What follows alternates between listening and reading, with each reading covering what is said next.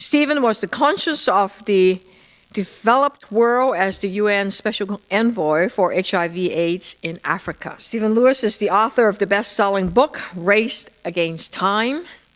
Many of you probably have read it. Yes, I see a lot of nodding heads here. He holds 34 honorary degrees from Canadian universities. 34! Wow! And in June, he's starting to look embarrassed, but I have not finished. And in June 2010, he received an honorary degree from Dartmouth College in the United States. So we're a bit imperialist, huh? We're going to the States. Mr. Lewis was appointed a Companion of the Order of Canada, which is Canada's highest honor for lifetime achievement in 2003. He was awarded the Pearson Peace Medal in 2004 by the United Nations Association in Canada. The awards celebrate outstanding achievement in the field of international service and understanding. In 2007, King Leslie III, that's the monarch of the Kingdom of Lesotho, a small mountainous country in South Africa, in case you're wondering where it is, invested Mr. Lewis as the Knight Commander of the most dignified order of the Moshushu. Am I saying that right? Yeah? Moshushu, okay. The order is named for the founder of Lesotho. The knighthood is the country's highest honor. Wow, that is phenomenal in South Africa, right? Now, today, Stephen continues his lifelong quest for social justice with his Stephen Lewis Foundation, with his work as an academic. Where do you find this time to be an academic? And of course, a very, very powerful, tireless advocate. There is no question that part of the secret of Stephen Lewis' success is his extraordinary power as an orator. And I think he is Canada's best orator. Do you believe? Yes, I think you agree with me. Because we know that behind those words are concrete results of his action. That's why he is the greatest orator. It's not just words, it's action. He demonstrates the power of advocacy through the children and mothers' lives that are saved because of his foundation, and through the many Canadian grandmothers whose lives have been touched and inspired by the foundation. As we listen to Stephen Lewis' words, let us use our imagination and our passion to determine what action we're going to take afterwards. Because truly, that would be the perfect way to honor our very special guest and lecturer tonight, Stephen Lewis. Friends, join me in welcoming Stephen Lewis. Thank you. Thank you, everyone. It's an enormous privilege to be here and to be introduced by Olivia, who is not only a good friend, but someone Michelle and I love dearly, and who has the power of commitment and presence which radiates through the room, as was evident in the introduction. That delicious touch of hyperbole, which was so strongly embraced, and for which I am indebted to Olivia. I've said this 1,000 times before, and probably all of you have heard it at one time or another, but it just bothers me, the titter that runs through the room when my exemplary acquisition of honorary doctorates is somehow diminished. I do want to remind you that I did go to university. I mean, I spent 4 years in eminent, celebrated post-secondary institutions of remarkable quality. It was an infinite, almost unendurable number of years. And I managed, it just happened, I managed never but ever to acquire a degree. So what would you do? I simply spent my entire adult life shamelessly lusting after honorary degrees in order to achieve through the back door what was so abysmally denied me through the front. And every university I speak at that hasn't yet conferred an honorary degree, I remind them in unself-conscious fashion. I have a number of honorary degrees coming up, by the way. The numbers will be mounting because of my shameless insistence. I have to say, like Michelle, like Olivia, that June was a very good friend, an extraordinary talent, a kind of force of nature, but force of social change as well, with this abiding commitment to human decency, surrounded by a kind of unflagging activism and principle.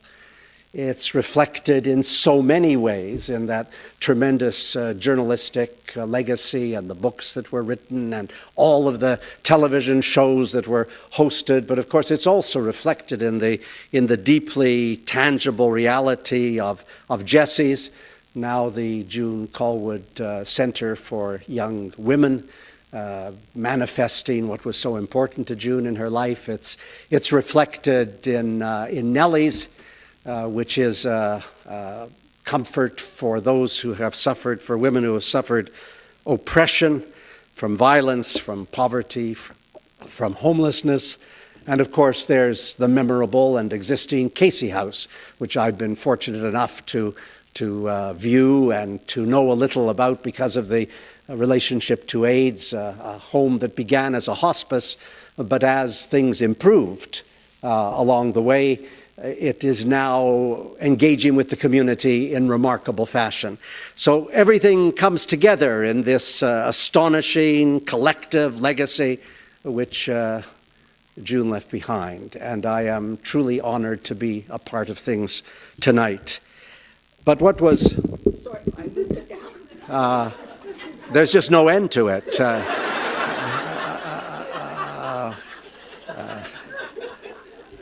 I'm sorry, Olivia, I'm not going to run.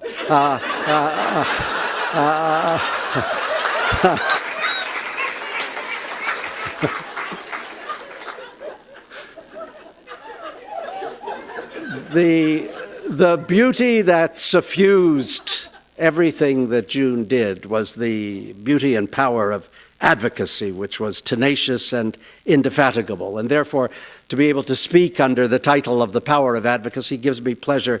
But I want to do something tonight I have never done before from a platform. And I feel very self-conscious about it. And I probably wouldn't have the courage to do it if my wife, Michelle, wasn't sitting in the front row and radiating courage so that I am gently levitating, although you may not have noted it. And I want to tell you about what I'm now doing because it speaks to advocacy. I think it speaks to the power of advocacy, but I beg you in advance not to see it as an indulgent in egocentricity. I just want to convey to you what I think are some important social justice issues. I love the Stephen Lewis Foundation. I'm embarrassed that it bears my name. I was extremely unsettled when it was suggested at the outset, and I remember phoning David Suzuki to ask him whether or not I should call it the Stephen Lewis Foundation, and he said to me, I'm quoting, "It worked for me, Stephen. I don't see...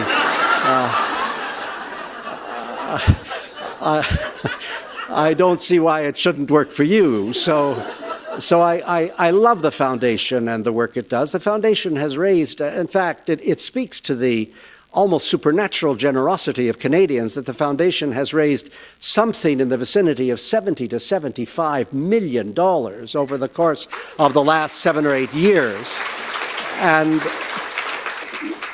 dispersed the vast majority of that money to the grassroots community projects, supporting at any given time 150 to 170 projects in 15 countries where AIDS has eviscerated society, community, and family. And I love what they do, and our older daughter, Ilana, is the executive director, and the Grandmothers Campaign, which has captured the imagination of Canada, was her idea, and the excellent staff of the foundation run it. We who are on the board of governors or directors are purely nominal. I mean, we are so marginal as to be peripheral. We're so peripheral as to be marginal. We are, by and large, inconsequential. And the foundation is run by the staff, and they do a lovely job. But the foundation is a classic program organization doing food, clothing, shelters, school fees, grandmothers, health, housing. And I've lived a life, like Olivia, like Michelle, of advocacy. That's what grips me. I never want to spend time without attempting to achieve social justice and equality.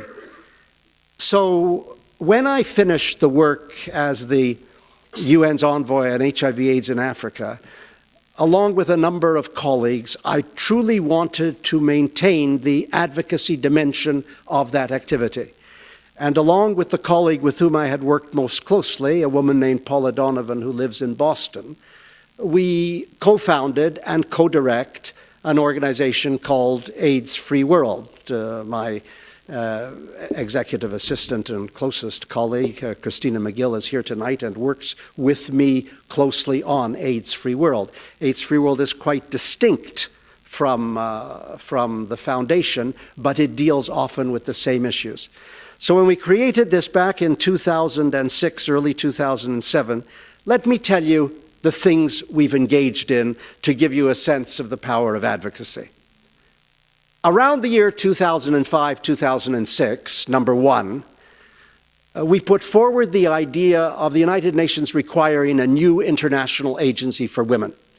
The history of the United Nations in dealing with gender was utterly lamentable. Everybody knew it, but no progress was being made on the front of providing gender equality, of providing equality for women around the world. It was paltry progress, it was incremental progress, it was insufferably slow. And we desperately wanted to turn things around. And in fact, the idea of an international agency was Paula's idea, and we began to push it forward. I remember including strong reference to it in the Massey lectures in 2005, I guess it was. And then something happened which was really very interesting, the way things come together in this world. Kofi Annan, the then Secretary General of the United Nations, in 2006, said that he was offended by the imbalance in the various boards and commissions that were launched by the United Nations, and from now on, he was going to have equal numbers of men and women on all commissions and eminent bodies.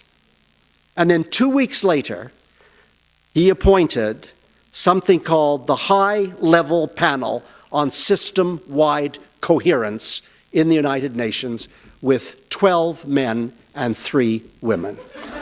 A new definition of equality to which the United Nations is regularly addicted.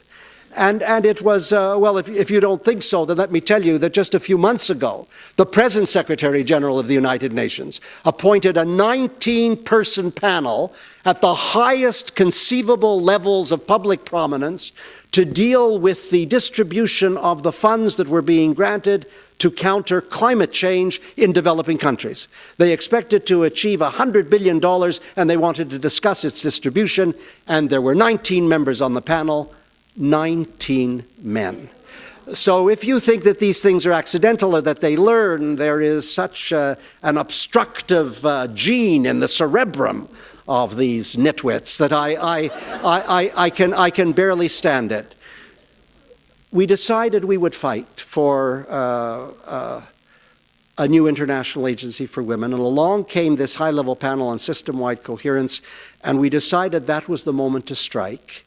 And we began to say publicly, as AIDS Free World, as this vigorous and aggressive and I think principled and uncompromising group of 10 or 11 people working virtually, San Francisco, Boston, New York, Toronto, Jamaica, I'll explain that in a moment, we settled in and began to make the point publicly that it was crazy to be looking at the panorama of activity within the United Nations without having some focus on gender.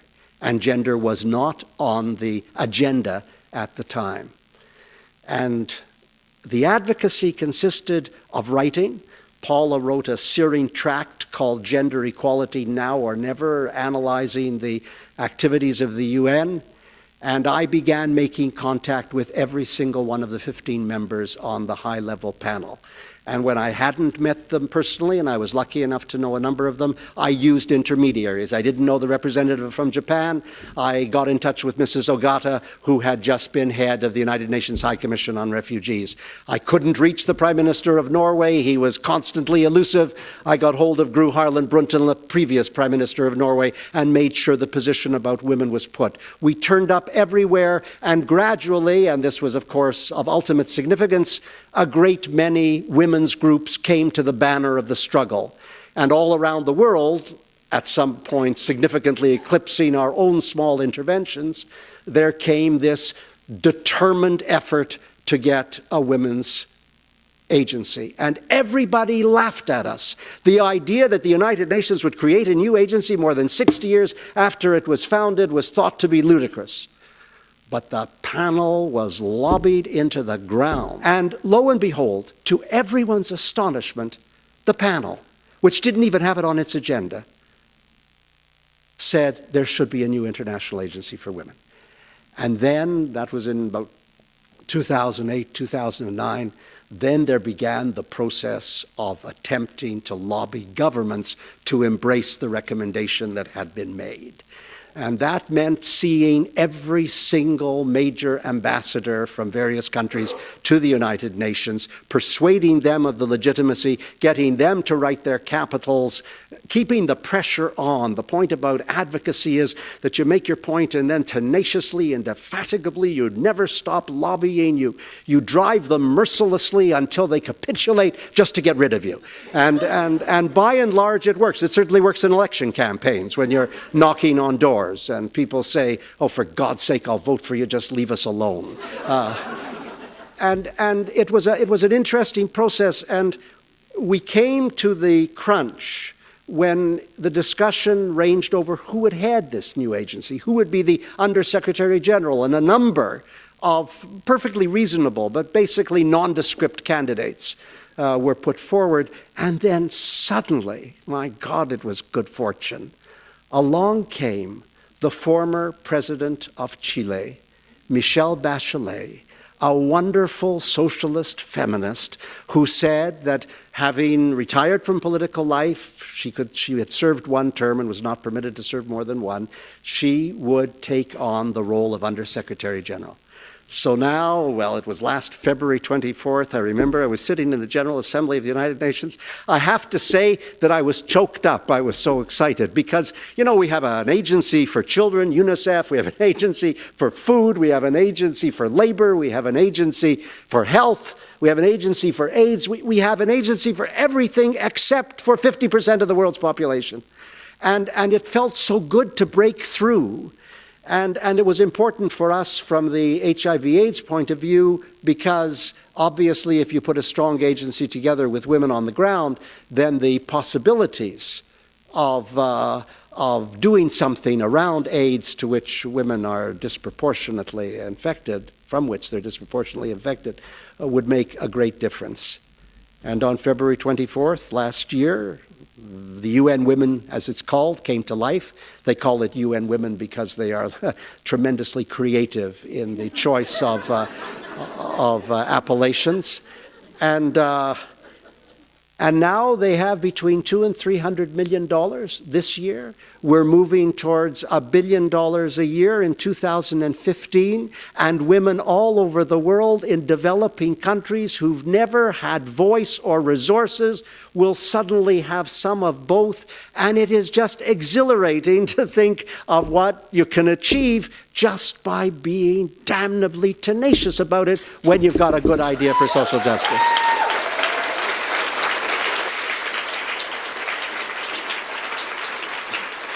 That's why you routed the Philistines who opposed libraries, because you were tenacious, and some of them may now learn to read. It's an interesting proposition. Now then, number two, in 2008, the International AIDS Conference, I'm really feeling broadly out of control tonight. So please settle in for a very long siege.